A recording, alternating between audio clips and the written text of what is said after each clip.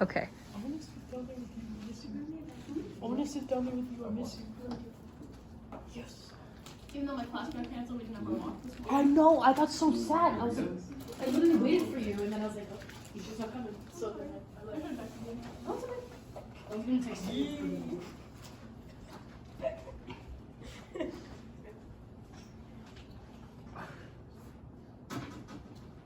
That hurt my eyes. I don't know why I did that.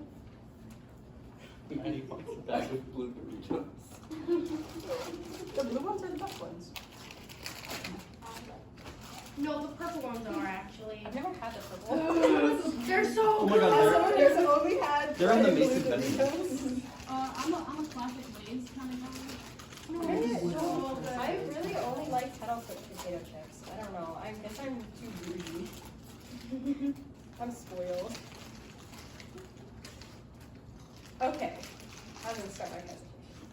This summer, I read A Series of Unfortunate Events, or as I like to call it, a series of unfortunate problematicism. So, some background if you have not read, or it's been a long time since you've read A Series of Unfortunate Events. It's written by Lemony Snicket, which is a pen name for Daniel Handler, that's him. It follows the lives of the Baudelaire orphans after their parents die in a fire as Count Olaf tries to steal their fortune. And, if you didn't know this, Daniel Handler is a very controversial figure. He did in fact make a watermelon joke about Jacqueline Woodson, who is the author of Brown Girl Dreaming.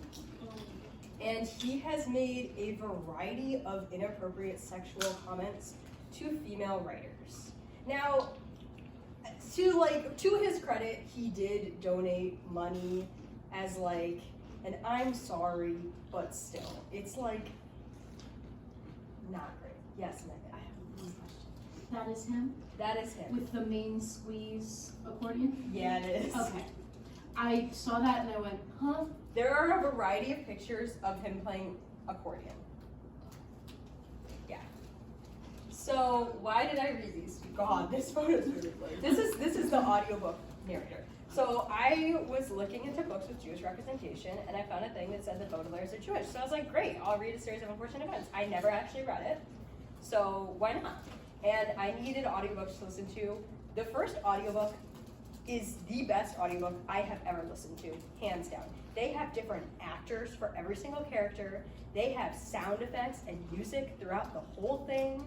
There's like a theme song. It was phenomenal. I loved it. And then also when he says like, put this book down, which is a thing he does very frequently, it's like, turn off this audio tape. And it was just so well done. I loved it.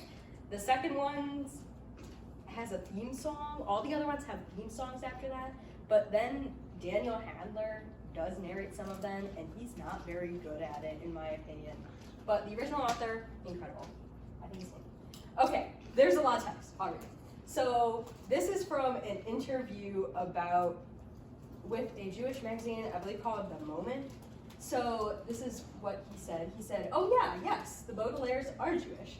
I guess we would not know for sure, but we would strongly suspect it, not only from their manner, but from the occasional mention of a rabbi or bar mitzvah or synagogue. Their careful reader will find quite a few rabbis. Yes, that is a true fact. I think there's something naturally Jewish about unending misery. Yes. Yes, I agree with that. I mean, I guess naturally, but not exclusively Jewish. I'm Jewish, so by default, the characters I create are Jewish, I think. Then I think I have something of a Jewish sensibility shaped by having a Jewish upbringing, and so, therefore, books that I produce would be somewhat Jewish in tone.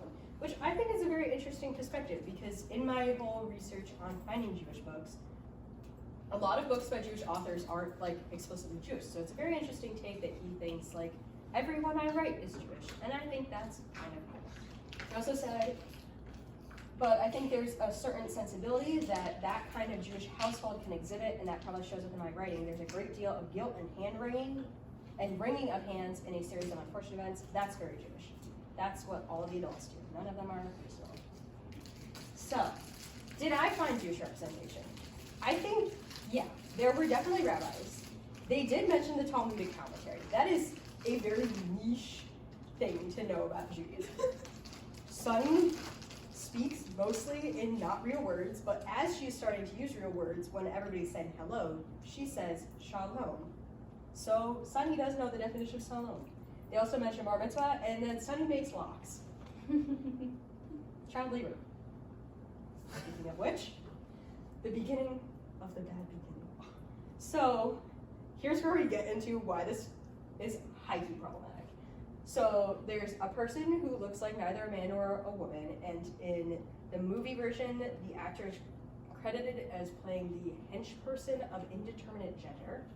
But that is very problematic. There's a lot of fat phobia and transphobia wrapped up in that. Some pedophilia, child labor, making light of that, Coach Genghis, which is some cultural appropriation, and also some freak show problematic stuff. So, I don't know how about this, but this is an illustration of the person who looks like neither a man or a woman, and also the hench person of indeterminate gender being played in the TV show. They are described as being extremely fat, an enormous creature. Creature is a definition, is a way this person is described on many occasions, as well as enormous blob. That was terrible. And in general, it's just so inhumane. Like, I understand that the point is that Count Olaf and all his hench people are extremely monstrous, and they are not good people, and they're just constantly causing a lot of distress and misery. However, by associating all these characteristics with a person who is fat and also like non-binary coded, it's like really problematic. And they also use it as the pronoun for this person. They never say they, ever. It's always it. And like, it stared at Violet with its beady eyes, and like, it came at them. And then there's one part where they're like, she's awake, he's awake, it's awake. And that's like the pronoun they land on as the correct one. And that in itself is just such an it's taking away from the humanity of non-binary people, and it's just distressing and uncomfortable to read or listen to. And like, that is not something you want to be putting out to today's children, or children in general. They do a somewhat better job of it in the TV show, I believe. I haven't actually watched the TV show, but they also have, the character is very male-coded from what I read, as opposed to like being non-binary as described. Also, later on in the last book, Count Olaf dresses and pretends to be a pregnant woman, and in doing so, his like pregnancy belly is this helmet full of bacteria that then kills everybody. So like, there's something like the villain coded aspects of cross-dressing, and like, what does that say about transgender people and transgender rights and all that? So it's very interesting and problematic. Also, for those of you who don't know, the entire plot of The Bad Beginning is that Count Olaf wants to marry Violet, who is 13 years old. No, actually she's 14, sorry. Violet is 14 years old, and he wants to marry her to get their fortune. Yeah, lots of problems there. And then throughout the rest of the series, there are constantly comments that all the adults in Count Olaf's troupe are making about how Violet is extremely pretty, which is extremely distressing to read adults saying about a 14 and then 15-year-old. Like, those children seem to have all the luck in the world, so they're all probably alive and well, but it sure would make things easier if one or two of them burned to a crisp. We only need one of them alive to get the fortune. And then all the hench people are like, this is who I think lives, this is who I think lives. And Count Olaf says, I myself hope it's Violet. She's the prettiest. That's gross. There's also some discussion in the Grim Grotto about setting Violet up, and like Klaus, some girl kisses Klaus, he's 13. I guess that's like a decent age to have your first kiss, whatever, but it's like, and then they're like, they're gonna get married, and it's like, that's a lot of like the arranged marriage, like adults pushing children together type thing, very weird. This is I found on Tumblr. I just thought it was funny. So, yeah. Yeah. Okay. Okay, child labor is something that we are all very well aware is a major issue in today's society. And there's an entire book called The Miserable Mill where they go and work at a labor camp, including Sunny, who was a baby this whole time. And they are paid in coupons and gum. Everyone's paid in coupons and gum, which is not okay. But they're children, and it's distressing. They also have to do chores in the bad beginning, and Count Olaf gets really mad when they don't make the right food he wants for dinner, and he essentially wants them to do all the household chores. I mean, like, we all had to do chores as a kid growing up, probably, but, like, they have to do, like, the work of a housekeeper and all that, and that's problematic. Sunny also Sunny also gets treated as a servant in the Slippery Slope and has to make and cook meals for Count Olaf and all his friends. She's still a baby. Then there's Coach Genghis. So in every book, Count Olaf dresses up until the end when he's like, but the first few books, basically the format is that the Baudelaires go to a new guardian. Count Olaf shows up in disguise after he is their first guardian. None of the adults believe them. He tries to get their fortune. He almost wins. They reveal him as Count Olaf. He dresses up as Coach Genghis and is said to be wearing the turban for religious purposes. Obviously not. So we've got some really fun cultural appropriation of like Southeast Asian culture is and like Middle Eastern. It's not good. In the TV show, they did realize how problematic this is, which is good. And Neil Patrick Harris talks in a Southern accent while he's doing this to try and kind of be like, Count Olaf is stupid, he doesn't even know what culture he's trying to like imitate. But is that the best way to deal with it? I think that's the only thing they could do to keep this Coach Genghis aspect, but even like the name, like there's just still like a lot going on there. Okay. Then they go in the carnivorous carnival.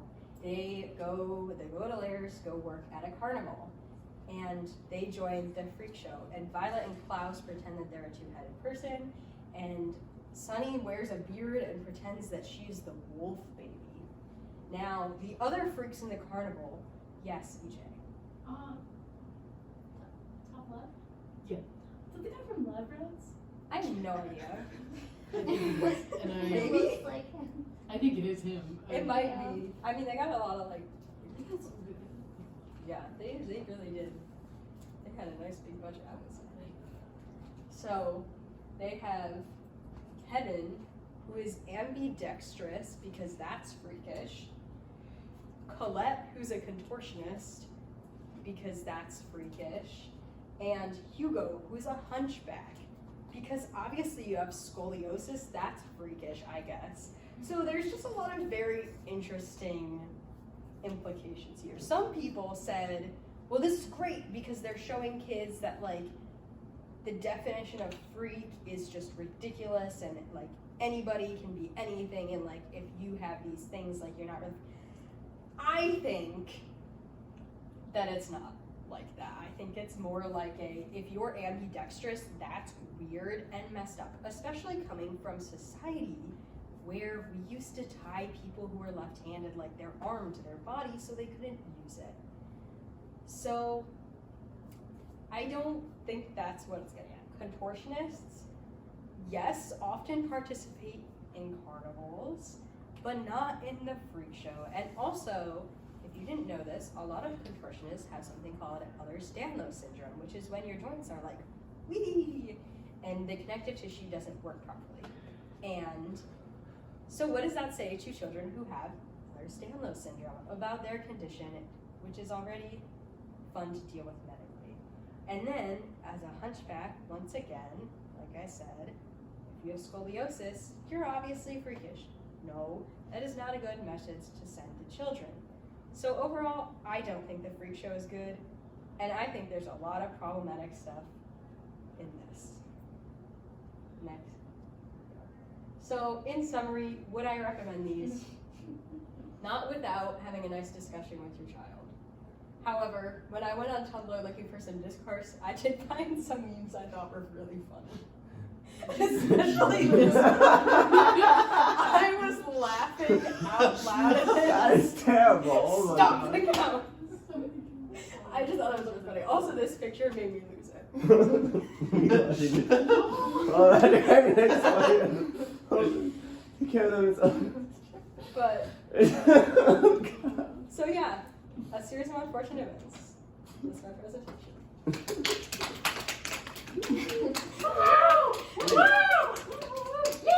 That was very well done. Make, you know, the tier lists. I want to make